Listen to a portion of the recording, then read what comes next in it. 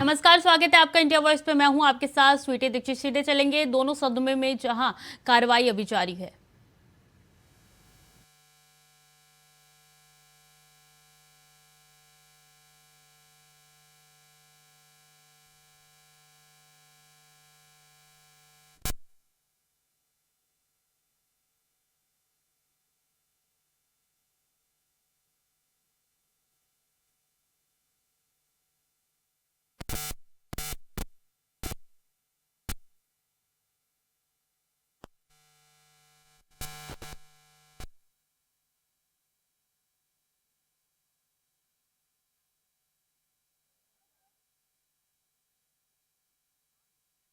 प्राप्त संदेश मुझे मुझे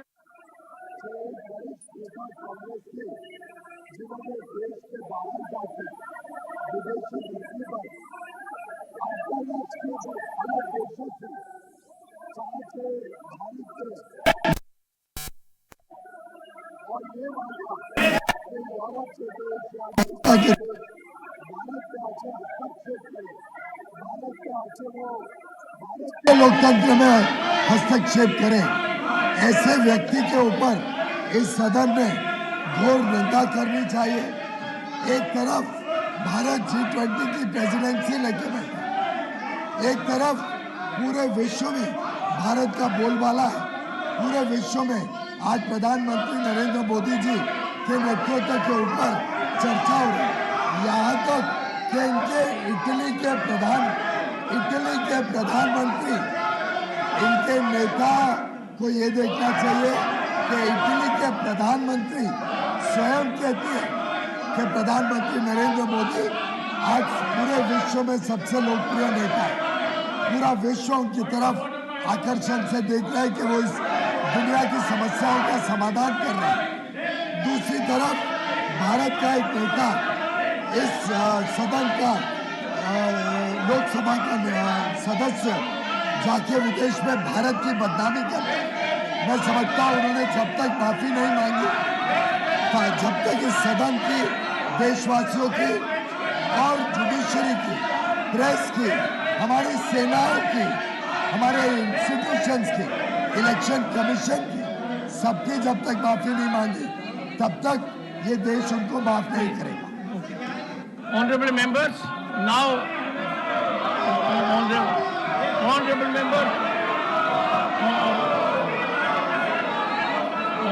members, leader of the opposition. Sir, I have got the point of order. Leader. 1 minute.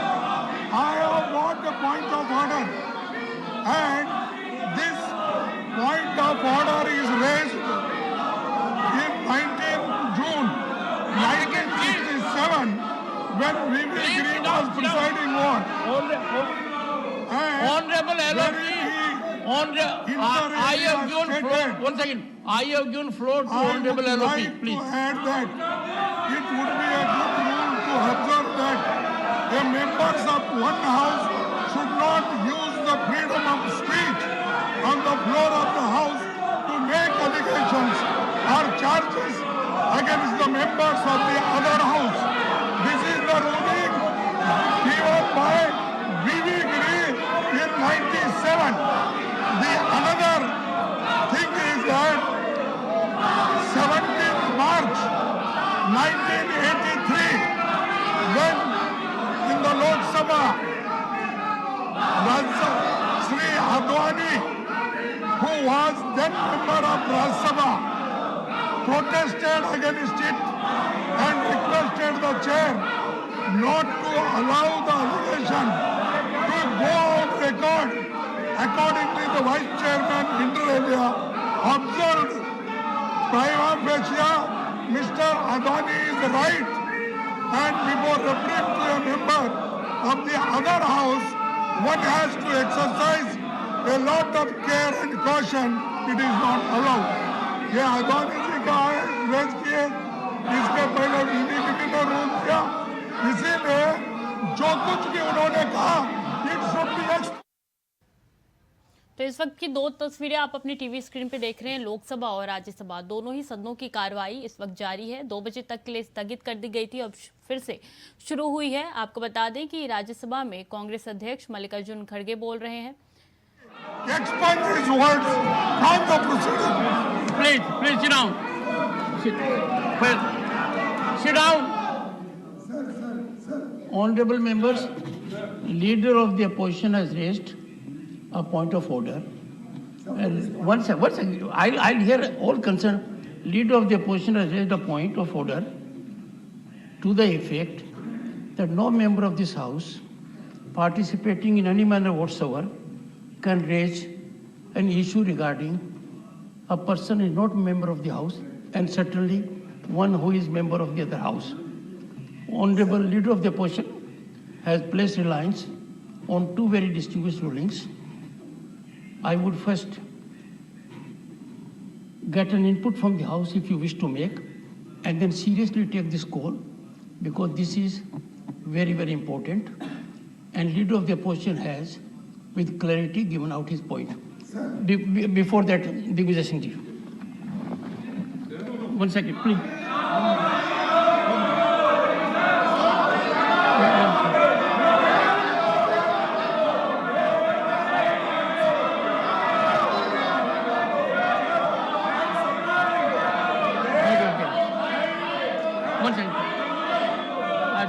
Sir यानी एक चीज तो स्पष्ट हो गई कि मैंने तो किसी का नाम नहीं लिया। मैंने किसी का नाम नहीं लिया। One second. I had called senior member Digvijay Singh ji.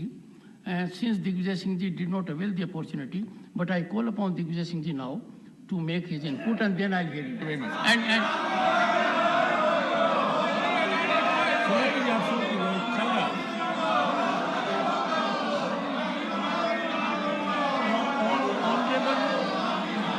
honorable members, it is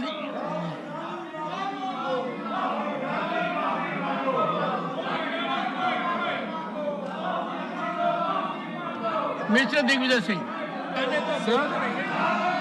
sir, ये पहली बार हाउस में देख रहे हैं हम लोग। मुझे भी 45 साल हो गए हाउस में, जहाँ रूलिंग पार्टी हाउस में चलने दे रही है।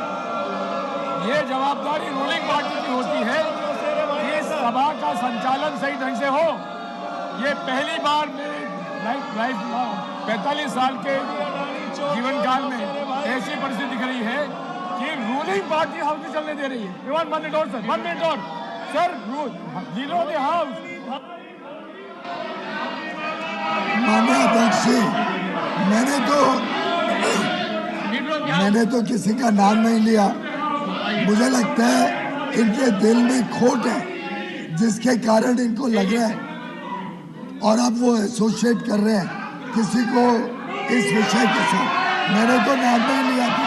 अब ये किस विषय में और किसको एसोसिएट कर रहे हैं ये जरा स्पष्टीकरण करें। लीडर ऑफ द ऑपोजिशन स्पष्टीकरण करें कि उन्होंने किसके ये सेंटेंसेस बोले, किसकी वजह से ये रूलिंग किसको अप्लाई करती है। कि मैंने तो कोई नाम लिया नहीं है। I have not taken any name. ये किसको एसोसिएट करते हैं? कौन है वो व्यक्ति जिसने देश का अपमान किया? कौन है वो व्यक्ति जिसने सेना का अपमान किया? मैंने तो कोई नाम लिया नहीं। तो यानी ये जानते हैं कि किस व्यक्ति ने इस देश और देशवासियों को और सदन का अपमान किया है, इसलिए हम उनसे माफी मंगवा रहे हैं। अगर ये कहते हैं कि उनके नेता इस प्रकार के बयान देते हैं और ये सदन में नहीं डिस्कस करना चाहिए, पहले एक्नॉलेज करें कि किसकी जिक्र हो रही है। Doctor Keshav,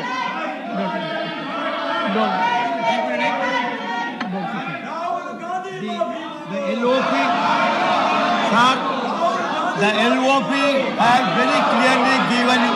The LOP has very clearly given you the rulings, 2 rulings, according to that very with clarity.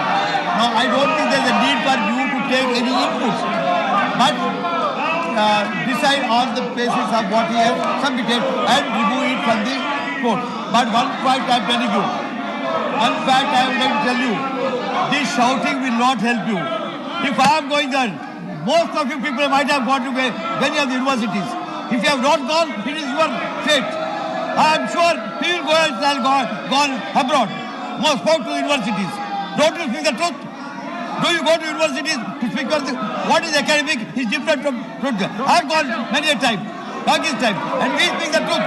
Don't I condemn the pernicious practices of Hinduism? Don't I condemn the untouchability that is being practiced here? That is truth. You must know that. That is what we speak.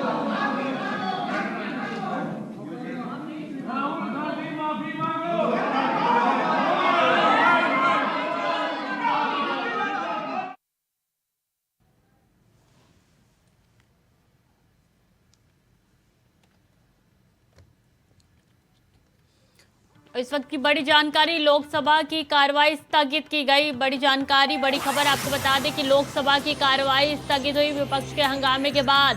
बड़ी खबर इस वक्त की, लोकसभा की कार्रवाई स्थगित की गई। दूसरी बार ये लोकसभा की कार्रवाई स्थगित की गई है। इससे पहले 2 बजे तक के लिए लोकसभा की कार्रवाई स्थगित हो गई थी। अब फिर से लोकसभा की कार्रवाई स्थगित हुई है। बड़ी जानकारी आपको इस वक्त की दे रहे हैं कि लोकसभा की कार्रवाई स्थगित की गई है।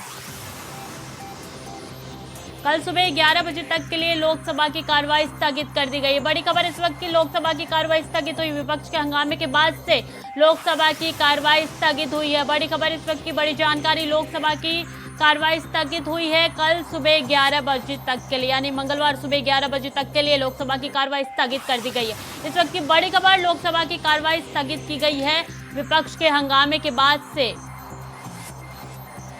कल सुबह 11 बजे तक के लिए लोकसभा की कार्रवाई स्थगित हो गई है। बता दें कि आपको मंगलवार सुबह 11 बजे तक के लिए लोकसभा की कार्रवाई स्थगित हो गई है। कल तक के लिए लोकसभा की कार्रवाई स्थगित हो गई है। बड़ी जानकारी आपको इस वक्त की दे रहे हैं, विपक्ष के हंगामे के बाद से लोकसभा की कार्रवाई स्थगित कर दी गई है।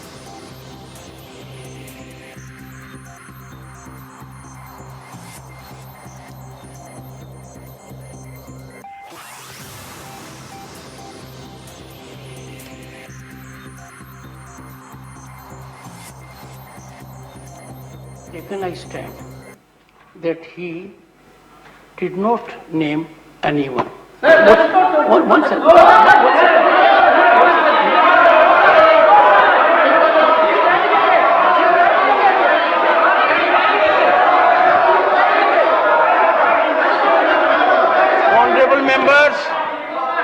Honorable members, I find that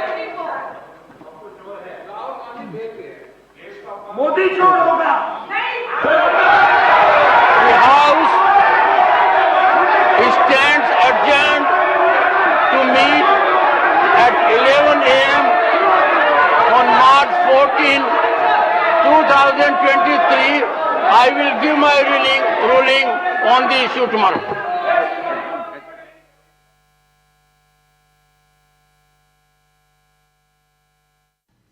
बड़ी जानकारी, राज्यसभा की कार्रवाई भी कल तक के लिए स्थगित हो गई है। बड़ी खबर इस वक्त की, विपक्ष के हंगामे के बाद से लोकसभा और राज्यसभा दोनों की कार्रवाई कल तक के लिए स्थगित हो गई है। विपक्ष के हंगामे के बाद से कल तक 11 बजे के लिए स्थगित हो गई है राज्यसभा की कार्रवाई। तो कल सुबह 11 बजे तक के लिए स्थगित हुई राज्यसभा की कार्रवाई। बड़ी जानकारी दे रहे हैं आपको इस वक्त की, विपक्ष के हंगामे के बाद से यह कार्रवाई स्थगित हुई।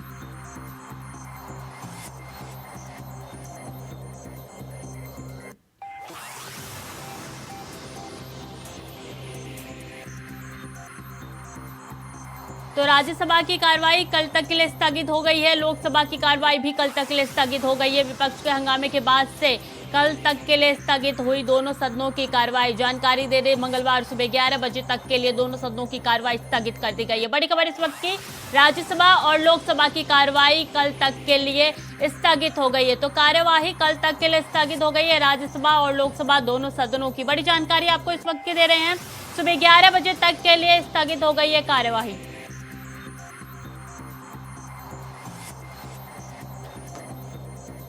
दोनों सदनों में हंगामा हुआ विपक्ष का, जिसके बाद से कार्यवाही जो है कल तक के लिए स्थगित हो गई है।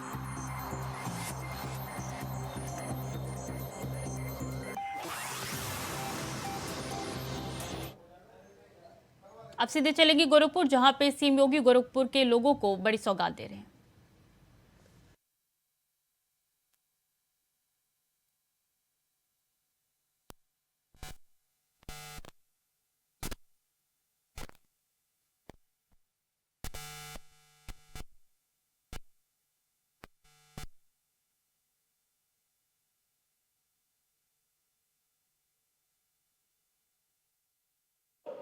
एक नई ऊंचाई तक पहुंचाया है। आज पूरी दुनिया इस बात को लेकर अचंभित है कि सदी की सबसे बड़ी महामारी के बावजूद भारत दुनिया की सबसे बड़ी तेजी के साथ उभरती हुई अर्थव्यवस्था है, तो इसके पीछे मजबूत इंफ्रास्ट्रक्चर उसका एक कारण है। और इंफ्रास्ट्रक्चर का आधार सर्वे अटल जी की इन परिकल्पनाओं को साकार करती हुई जो आज मजबूत हाईवे के बेहतर नेटवर्क के माध्यम से हम सबको देखने को मिल रहा है। मैं आभारी हूं आदरणीय प्रधानमंत्री जी का, आदरणीय गडकरी जी का, कि जिन्होंने उत्तर प्रदेश को भरपूर मदद दी है। और आज अभी पिछले दिनों आदरणीय गडकरी जी बलिया में आए थे। बलिया में 7,000 करोड़ रुपए से अधिक की परियोजनाओं का भूमि पूजन और उद्घाटन का कार्यक्रम संपन्न हुआ। और आज गोरखपुर में लगभग 10,000 करोड़ रुपए की परियोजनाओं का आज यहां पर भूमि पूजन और शिलान्यास का कार्यक्रम संपन्न हो रहा है, जिनमें शिलान्यास की 10 परियोजनाएं हैं 4,430 करोड़ रुपए की लागत की। इसके साथ ही 2 अन्य परियोजनाएं एनएचएआई की हैं 4,536 करोड़ रुपए की। इसके अलावा 12 अन्य परियोजनाएं हैं भूमि पूजन की 8,966 करोड़ रुपए की। कुल जो लोकार्पण की परियोजनाएं हैं, इन परियोजनाओं को मिलाकर के अगर हम देखेंगे तो यह लगभग 10,000 करोड़ रुपए के प्रोजेक्ट हैं, जिन प्रोजेक्ट का आज यहां पर अभी आदरणीय गडकरी जी के कर कमलों से यहां पर भूमि पूजन और लोकार्पण का कार्यक्रम संपन्न हुआ है। सबसे महत्वपूर्ण बात यह कि जहां इन परियोजनाओं का लोकार्पण और शिलान्यास हो रहा है, यह क्षेत्र अंतर्राष्ट्रीय बौद्ध टूरिज्म का एक केंद्र बिंदु भी है।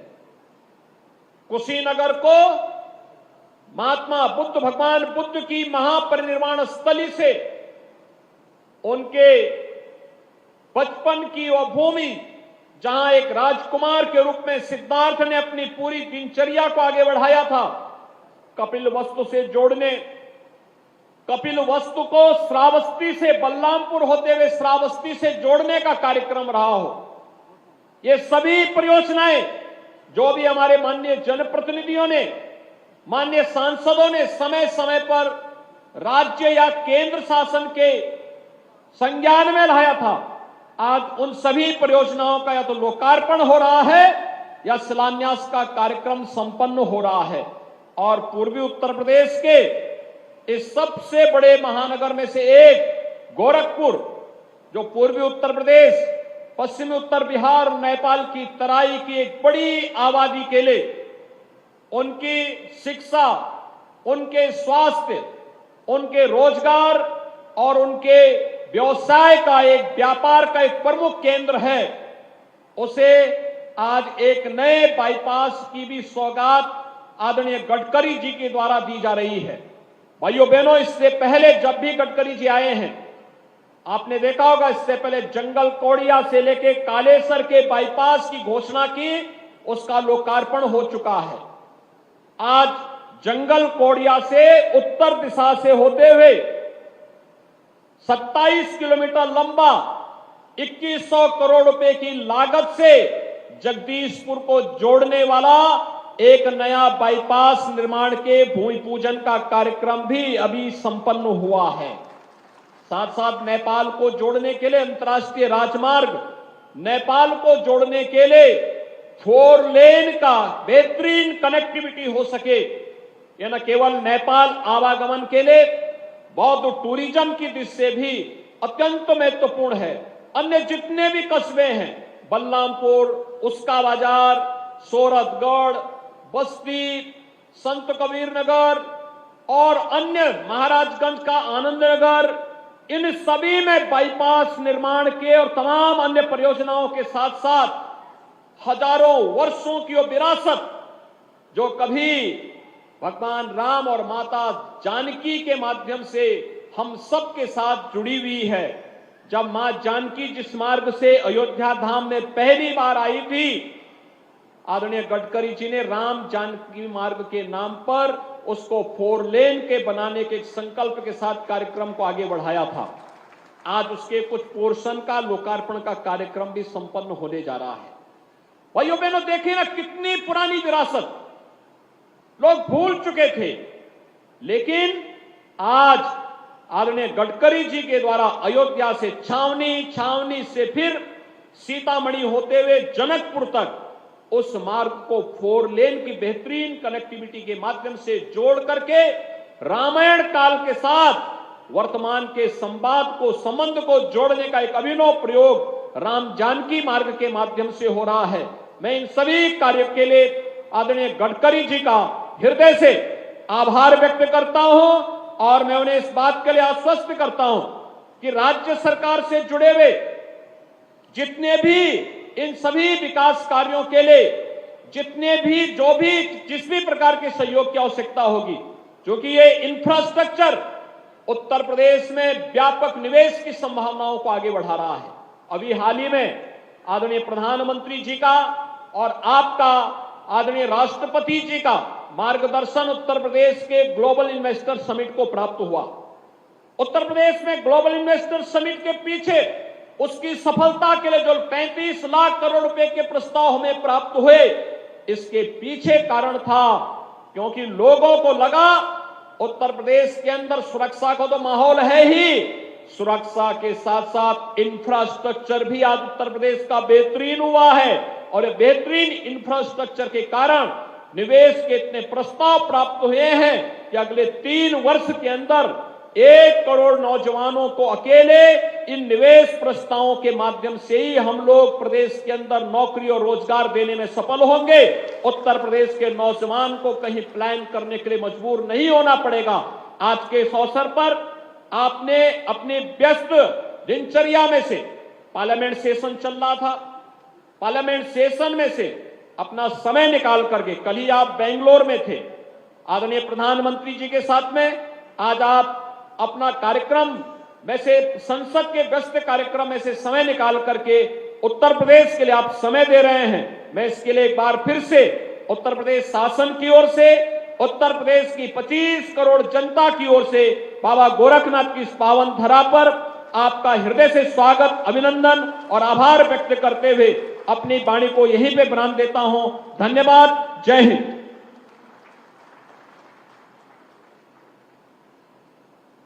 बहुत बहुत धन्यवाद और आभार माननीय, आपके प्रेरणादायी उद्बोधन के लिए। हमारे माननीय प्रधानमंत्री जी का स्वप्न है कि हमारा देश उत्कृष्ट राष्ट्रीय राजमार्गों से सुसज्जित हो ताकि जनमानस को सुविधाएं प्राप्त हो और देश का उत्तरोत्तर विकास हो। उनके इसी स्वप्न को साकार करने के लिए पूरी श्रद्धा से कृत संकल्पित हैं माननीय मंत्री सड़क परिवहन एवं राजमार्ग, भारत सरकार, माननीय श्री नितिन गडकरी जी, जो आज गोरक्षनाथ की पावन धरा पर यहाँ पधारे हैं। आपका अभिनंदन करते हैं और आपसे अनुरोध करेंगे कि हमारा मार्गदर्शन अपने शब्दों से करें।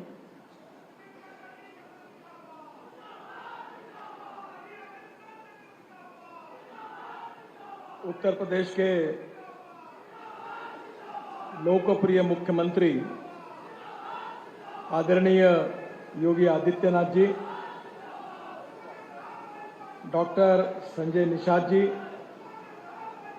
संसद में मेरे सहयोगी जगदम्बिका पाल जी, आदरणीय रवि किशन जी, हरीश द्विवेदी जी, विजय कुमार दुबे जी, कमलेश पासवान जी, संगीता यादव जी, रमापति राम त्रिपाठी जी, रविंद्र कुशवाहा जी, राधा मोहन दास अग्रवाल जी, राम शिरोमणि वर्मा जी, श्रीमती साधना सिंह, समस्त विधायकगण, समस्त पदाधिकारीगण और उपस्थित सभी भाई और बहनों, भगवान गौतम बुद्ध, भगवान महावीर, प्रभु श्री रामचंद्र, इनकी इस पवित्र धरती पर आज मुझे आने का सौभाग्य मिला, ये मेरा परम भाग्य है। यह जो भूमि है, महान संत गोरखनाथ जी ने अपने कार्य और कर्तृत्व के साथ एक प्रकार से नई दिशा देने का काम भी किया है। आज मुझे बहुत खुशी है कि आज इस क्षेत्र में आदरणीय योगी जी के मार्गदर्शन में 10,000 करोड़ से ज्यादा कार्यों का लोकार्पण और शिलान्यास हो रहा है। मैं निश्चित रूप से योगी जी का अभिनंदन करूंगा कि ये जो कार्य हो रहा है इसके लिए तो करूंगा ही, पर मैंने अभी योगी जी को एक बात बताई कि 4 दिन पहले मैं भोजन कर रहा था तो मेरे पत्नी ने मुझे पूछा कि उत्तर प्रदेश में ये क्या शुरू है। जब मैंने उनको उसकी जानकारी बताई तो उसने मुझे भगवत गीता की वो बात बताई कि जब जब अन्याय होता है, अत्याचार होता है तो मैं अवतार लूंगा और दुष्टता को और दुर्बलता को मैं पूरी तरह समाप्त करूंगा। ऐसा जिस प्रकार से श्री कृष्ण जी ने कहा और किया था, उसी प्रकार से योगी जी ने जो दुष्ट प्रवृत्ति के लोग थे, जो समाज के लिए घातक थे, जो सज्जन लोगों पर अन्याय अत्याचार करते थे, उन सज्जनों के रक्षणार्थ जो उन्होंने बहुत ही कठोर कदम उठाया है, इसके लिए व्यक्तिगत रूप से और देश की जनता की ओर से मैं योगी जी का बहुत बहुत अभिनंदन करता हूं, उनको धन्यवाद देता हूं। बहुत सज्जन लोगों के दिलों में इस सब घटनाओं के साथ एक आत्मविश्वास पैदा हुआ है कि जब जब दुर्जन लोग इस प्रकार का अन्याय और अत्याचार करेंगे तो कहीं ना कहीं ऐसी शक्ति। फिलहाल के लिए बुलेटिन में इतना ही। बाकी खबरों के लिए बने रहिए इंडिया वॉइस के साथ।